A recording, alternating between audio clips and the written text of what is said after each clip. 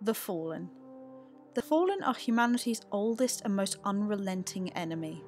As the Vanguard currently understands them, they are ruthless scavengers, brutal and uncaring, who arrived on their massive ketches in the wake of the collapse to loot and pillage the Sol System's devastated worlds. It was they who brought near crippling defeat to the perimeters of the Last City during the Battle of the Six Fronts, and later the Battle of the Twilight Gap, bloody events which cost the city the lives of hundreds of its finest Guardian protectors. For the people of the city, the Fallen are the truest aspect of the otherwise intangible darkness that threatens their very existence, and stories of their macabre cruelty is told across the city to frighten disobedient children. At night, those stories become a reality, as the howls of the Fallen can be heard from beyond the walls, a haunting chorus which reminds all its citizens, children and adults alike, that Earth no longer belongs to humanity.